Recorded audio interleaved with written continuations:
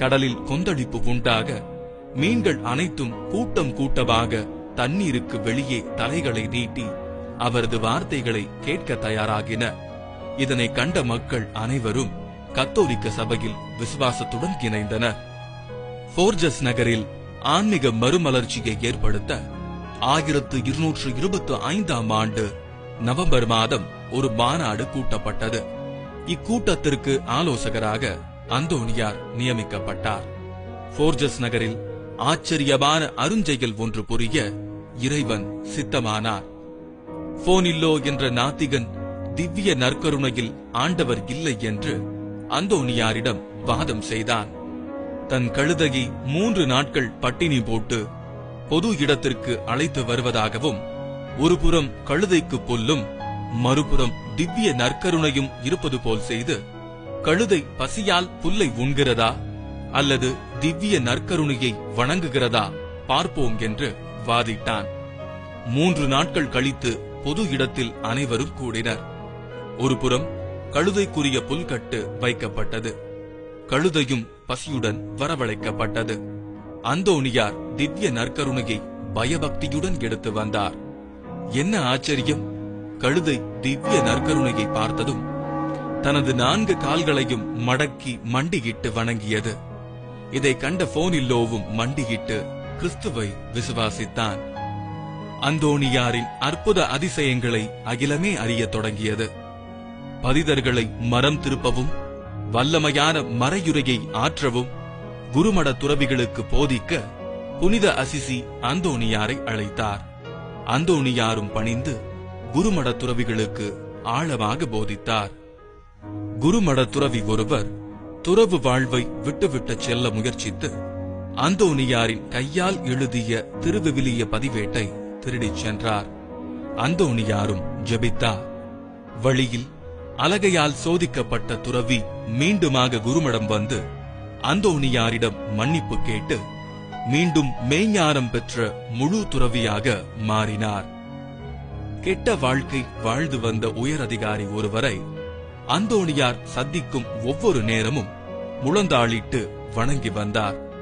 இதை கண்ட உயரதிகாரி வாளால் அவரை வெட்ட வாளை உருவினார். ஆனால் வெட்ட முடியவில்லை. அந்தோனியார் அவரிடம், நீர் ஒரு நாள் கிறிஸ்துவுக்காக மரித்து எனக்கு முன்பாக விண்ணுலகில் இருப்பீர் என்றார். அந்த அதிகாரியோ ஏளனமாக சிரித்தான். பின் மௌனமாய் அவ்விடத்தை விட்டகன்றார். தன் வாழ்வை படிப்படியாக திருத்தினார். சிலுவை யுத்தத்தில் பங்கேற்று பாலஸ்தீனாவில் வேத சாட்சியாக இறந்தார். அந்தோனியாரின் வாக்கு நிறைவேறியது. மாதா ஆரோபண திருநாளன்று அது பற்றி அந்தோனியாருக்கு சந்தேகம் ஏற்படவே சிந்தனையில் ஆழ்ந்தார். அப்பொழுது தேவ அன்னை மகிமையுடன் தோன்றி தன் ஆன்மாவுடனும் உடலுடனும் பரலோகத்திற்கு எடுத்துச் செல்லப்பட்டது உண்மை என்று உணரச் செய்தார். அந்தோனியார் வாழ்ந்த குருமடத்தின் அருகில் இருந்த நீர்நிலைகளில் தவளைகள் வாழ்ந்து வந்தன. அவைகள் எழுப்பிய ஒலி குருமட மாணவர்களின் படிப்பிற்கு இடையூறாக இருந்தது. இது பற்றி அவர்கள் அந்தோனியாரிடம் முறையிட்டனர். கனிவுடனும் பரிவுடனும் கேட்ட அந்தோனியார் தவளைகளை நோக்கி, தவளை சகோதரர்களே, அமைதியாக இருங்கள் என்றார். அது முதல் அவைகளால் எந்த தொல்லையும் ஏற்படவில்லை. ஒருமுறை அந்தோனியார் மக்களுக்கு போதிப்பதற்காக மேடை அமைக்கப்பட்டது. சாத்தான் அம்மேடையை சரித்துவிட திட்டமிட்டதை அந்தோனியார் தன் வல்லமையால் முன்கூட்டியே உணர்ந்தார். அவர் மறையுரையாற்றும் போது மக்களை நோக்கி, இப்பிரசங்க மேடையை சாத்தான் திடீரென்று இடித்து வீழ்த்துவான், பயப்படாதீர்கள், ஒரு ஆபத்தும் வராது, ஆண்டவர் காப்பார் என்றார். அவர் சொல்லி முடித்ததும் மேடை பலத்த ஓசையோடு கீழே சரிந்தது. ஆயினும் எவருக்கும் எந்த பாதிப்பும் ஏற்படவில்லை. அந்தோனியாரின் நண்பர்களில் ஒருவர் டீசோ.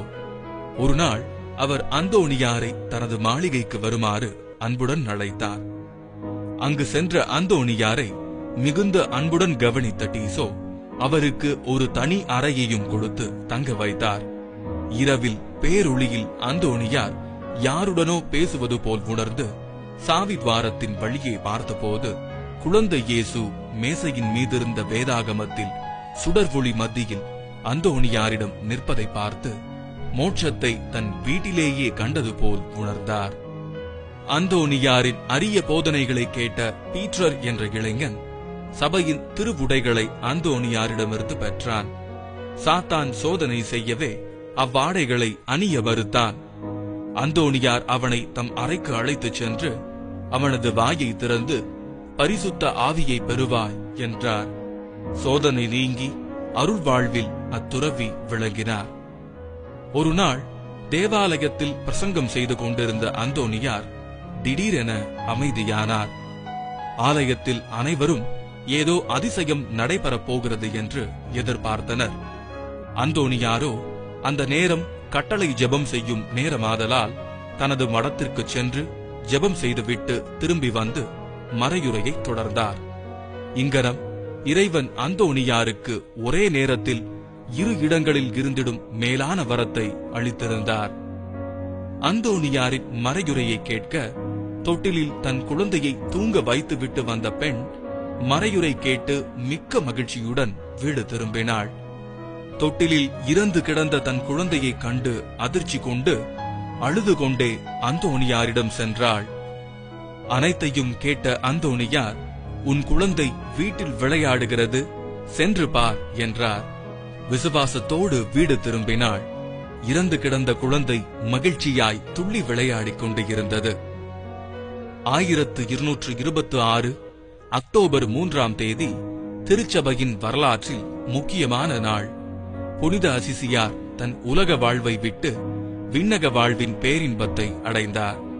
அப்போதைய துணைத் தலைவர் எலியாஸ் சபைக்கு புதிய தலைவரை தேர்ந்தெடுக்க அனைவரையும் அழைத்திருந்தார். மறை மாநில அதிபராக இருந்த அந்தோணியாரும் இத்தாலி சென்றார். பயணத்தின் போது வழியில் ஒரு ஏழை பெண்ணின் வீட்டில் விருந்துண்ணச் சென்றார். விண்ணக விருந்தாளிகளை சந்தித்தது போன்ற பெருமகிழ்ச்சி அப்பெண்ணுக்கு ஏற்பட்டது. துறவிகளை உபசரிக்கும் அவசரத்தில் திராட்சை ரச ஜாடியை மூட மறந்தாள். திராட்சை ரசம் முழுவதும் ஒழுகி வீணானது. பக்கத்து வீட்டிலிருந்து இரவல் வாங்கிய விலையுயர்ந்த கண்ணாடி ஜாடியும் கீழே விழுந்து தூள் தூளானது. செய்வதறியாது திகைத்தாள் அப்பெண். அந்தோணியார் இதை கண்டு அவர் மீது இரக்கம் கொண்டு உடைந்த கண்ணாடி துண்டுகளை எடுத்து சேர்த்து அவைகளின் மீது சிலுவை அடையாளமிட்டு ஜெபம் செய்தார். உடைந்த கண்ணாடி ஒன்று சேர்ந்தது. ரசம் ஜாடியில் மீண்டும் நிரம்பியது. இவ்வாறு செல்லுமிடமெல்லாம் ஏழைகளின் துயர் துடைக்க அவர் தவறியதே இல்லை. அந்தோணியார் 1228 ரோமாபுரி சென்று திருத்தந்தை 9வது கிரகோரியாரை சந்தித்தார். இவர் பிரான்சிஸ் அசிசியின் நண்பர், அந்தோணியாரின் புகழை அறிந்தவர். அதனால் தன் முன்னிலையிலும் கர்தினால்கள், ஆயர்கள், குருக்கள், திருப்பயணிகள் முன்னிலையிலும் ஒரு பிரசங்கம் நடத்த வேண்டும் என கேட்டுக்கொண்டார். அந்தோணியாரும் பணிந்து திருத்தந்தையின் ஆசீருடன் அற்புத பிரசங்கம் நிகழ்த்தலாகினார். திருத்தந்தை உளம் பூரித்து வாக்கு தத்தத்தின் பேழை என்ற பட்டத்தை அவருக்கு அளித்தார். பெந்தகொஸ்தே திருவிழாவின் போது நடைபெற்ற அற்புதம் அன்றும் நிகழ்ந்தது. அந்தோணியார் உரை நிகழ்த்திய போது குழுமியிருந்த அனைவரும் தத்தம் மொழிகளில் அவரது மறையுரையை கேட்கும் வண்ணம் நம் ஆண்டவர் இயேசு அருள் பாலித்தார். வேதாகமத்தின் கருவூலம் என்றும் அழைக்கப்பட்டார். அந்தோணியார் 1229ஆம் ஆண்டளவில் பதுவை மாநகரம் வந்தார்.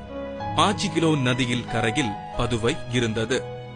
ரோமாக்னா மாகாணத்தின் மேலாளராக 1227 அந்தோணியார் ஆக்கப்பட்டார். ஜெமானி பகுதியில் இவர் ஒரு சிறு மடம் கட்டினார். ஒரு நாள் அவ்வழியே மாட்டு வண்டியில் ஒரு குடியானவன் வந்தான். தனக்கு உதவும்படி அந்தோணியார் கேட்டார். ஆனால் அவனோ வண்டியில் ஒருவன் பிணமாக இருப்பதாக பொய்கூறி கடந்து சென்றான். அவரை ஏமாற்றியதாக எண்ணிய அவன் வண்டியில் உறங்கிக் கொண்டிருந்த வாலிபனை எழுப்பினான். ஆனால் உண்மையாகவே அவ்வாலிபன் பிணமாக கிடந்ததை பார்த்து அதிர்ச்சியுற்று அந்தோணியாரிடம் ஓடோடி வந்து காப்பாற்றுமாறு கதறினார். அந்தோணியாரும் நம் ஆண்டவர் இயேசுவின் வழியாக அந்த வாலிபனை மீண்டும் உயிர் பெறச் செய்தார். அன்று இயேசு நயின் ஊர்கைம்பெண் மகனை உயிர்ப்பித்தது போல் அந்தோணியாரும் இயேசுவின் பெயரால் அந்த இளைஞனை உயிர் பெறச் செய்தார். பதுவை நகரில் அவர் இருந்த காலம் குறைவாயிருந்தாலும் அற்புதங்கள் அதிகமாய் நிகழ்த்தினார் என்பதற்கு பல சான்றுகள் உண்டு. ஆம், லியோனார்டு என்ற இளைஞன் அந்தோணியாரின் மறையுரை கேட்டு தன் தாயை மதிக்காமல் அவளை உதைத்த தன் காலை வெட்டிக் கொண்டான். இச்செய்தியை இளைஞனின் தாய் அந்தோணியாரிடம் சொல்லி எழுதாள். தன் மகனை காப்பாற்ற வேண்டினாள். உடனே அந்தோணியார் அவளோடு புறப்பட்டு சென்று இளைஞனின் காலை இணைத்து சிலுவை அடையாளமிட்டு ஜெபித்தார். என்ன புதுமை! கால் முன்பு போல் ஒட்டிக் கொண்டது. இப்புதுமையின் செய்தி பதுவை நகர் முழுவதும் பரவியது. பண ஆசையால் தன் வாழ்வை பாழாக்கிய செல்வந்தன் ஒருவனின் அடக்கத்தின் போது பிரசங்கம் செய்ய அந்தோணியார் அழைக்கப்பட்டார். அந்தோணியார் முதலில் உடன்படவில்லை. அநியாய வட்டி வாங்கி பொருள் ஈட்டியவனின் இறுதி சடங்கிற்கு வர மறுத்துவிட்டார்.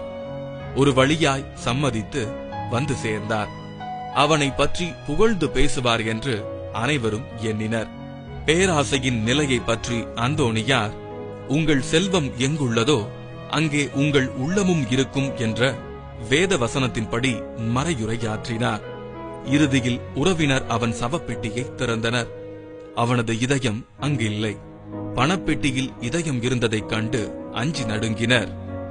ஒருமுறை களவு செய்யாமல் இருப்பாயாக என்ற கட்டளையின் பொருளில் பிரசங்கித்த அந்தோணியாரின் வார்த்தைகளை கேட்ட திருடர்கள் மனம் மாறி அவரின் ஆசீர் பெற்று தங்கள் பாவ வாழ்வை விட்டுவிட்டு புதிய வாழ்வை தொடங்கினர். ஒருநாள் அந்தோணியாரின் விசுவாசத்தையும் சக்தியையும் சோதிக்க எண்ணிய பதிதர் விஷமிட்ட உணவை கொடுத்து, இந்த உணவை உண்டு நீர் உயிர் வாழ்ந்தால் நாங்கள் கத்தோலிக்க மதத்தை பின்பற்றுகிறோம் என்றனர். அந்தோணியாரும் மன மகிழ்ச்சியுடன் அவ்வுணவில் சிலுவை அடையாளமிட்டு உண்டார். என்ன அதிசயம்! அவ்விசுவாசத்தால் அவருக்கு யாதொரு தீங்கும் ஏற்படவில்லை. அவரை சோதித்த பதிதர் அனைவரும் கத்தோலிக்க மதத்தை தழுவினர். இயேசுவை போற்றினர். எல்லா வெள்ளிக்கிழமையிலும் சுத்த போசனம் அனுசரித்த அந்தோணியாரை சில பதிதர்கள் ஒரு விருந்திற்கு அழைத்தனர். இறைச்சியை மீனை சமைப்பது போல் சமைத்து அவர் முன் வைத்தனர். அந்தோணியாரும் அவ்வுணவை சிலுவை அடையாளமிட்டு உண்டார். உணவருந்திய பின் அவர் சுத்த போசன நெறியை மீறியதாகச் சொல்லி இழித்துரைத்தனர். எஞ்சியிருந்த உணவை அவர்கள் பார்த்து திகைத்து போனார்கள்.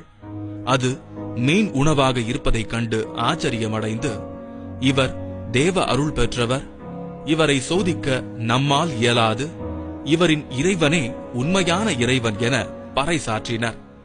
இப்புதுமை பற்றிய செய்தி எங்கும் பரவவே அதன் பின் அவரை சோதித்திட எவரும் துணியவில்லை, முன்வரவும் இல்லை. அநியாய வட்டியினால் அவதியுற்ற பதுவை மக்களை காப்பாற்ற 1231ஆம் ஆண்டு மார்ச் திங்கள் 15ஆம் நாள் கடன் நிவாரண சட்டம் பிறப்பிக்கச் செய்தார். அச்சட்டம் கடன்பட்டவரை சிறைப்படுத்தலாகாது, அவர் தம் சொத்துக்களை ஈவு இரக்கமின்றி எடுத்துக் கொள்ளலாகாது, அநியாய வட்டி வாங்கலாகாது என வலியுறுத்தியது. இது மட்டுமல்ல, கட்டிய மனைவியின் கற்பின் மேல் சந்தேகம் கொண்ட ஃபெராரா பட்டினத்தின் பிரபுவிற்கு அவனுடைய மனைவி தூய்மையானவள், பக்தி மிக்கவள், அவர்களுக்கு பிறந்த குழந்தையும் தூய்மையானது என்று நிரூபிக்க அந்த சின்னஞ்சிறு குழந்தையையே சான்று பகரச் செய்து அற்புதத்தை நிகழ்த்தினார் அந்தோணியார்.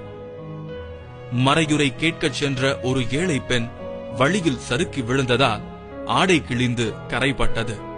வேறு ஆடை வாங்குவதற்கு வசதி இல்லாத அந்த ஏழை பெண் தன் கணவன் தன்னை வசை கூறுவான் என்ற பயத்தில் அந்தோணியாரின் உதவியை நாடினாள்.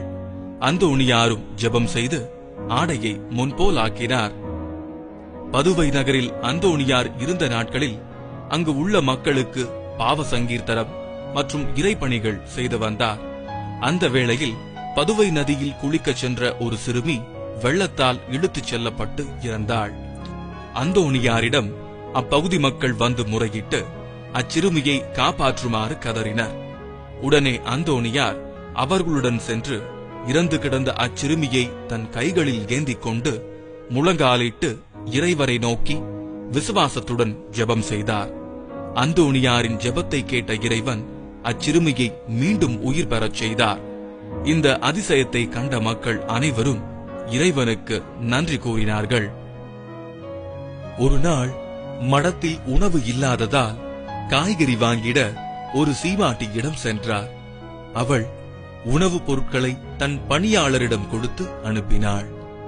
கடும் மழை பெய்து கொண்டிருந்த போதிலும் காய்கறி கொண்டு சென்ற பணியாட்கள் நனையவில்லை. நடந்ததை கேட்டு அறிந்த அவள் தாராள மனத்துடன் அடிக்கடி உதவி செய்து வந்தாள். கொடுப்பதால் நிறைவு அடைகிறோம் என உணர்ந்தாள். அந்தோணியார் உறங்கிக் கொண்டிருந்த போது அலகை அவரை கழுத்தை நெரித்து கொல்ல முயன்றது. திருச்சிலுவை அடையாளமிட்டு மரியன்னையின் பெயரை உச்சரித்தார். அலகை பயந்து நடுங்கி ஓடியது. அந்தோணியாரின் நண்பர் காசில்பான் பட்டணத்தின் தளபதி. இவரின் பேரன் ரிகாந்தோ. இவனை பேரரசனின் மருமகன் எஸ்ஸாலினோ கடத்தி சென்றான். இவனை கொன்று விடுவதாகவும் பயமுறுத்தவே மக்கள் அச்சம் கொண்டு அந்தோணியாரிடம் முறையிட்டனர். அவரும் அத்தீயவனிடம் ரிகாந்தோவை விடுவிக்குமாறு கண்டித்தார். அவர் கண்களில் கனல் வீசியது, முகத்தில் ஒளி வீசியது. எஸ்ஸாலினோ பயந்து வாலிபனை விடுதலை செய்தான். பதுவை மாநகரில் உள்ள மரியன்னை மடத்திலிருந்த அந்தோணியாரின் மறையுரையை விரும்பி கேட்டிட மக்கள் கூட்டம் மடம் நோக்கி வந்த வண்ணம் இருந்தன. மடத்தில் இருந்த துறவிகளால் மிகவும் சிரமத்துடன் வளர்க்கப்பட்ட எழில்மிகு செடி கொடிகள் எல்லாம் மக்கள் கூட்டத்தால் மிதிக்கப்பட்டு நசுங்கின.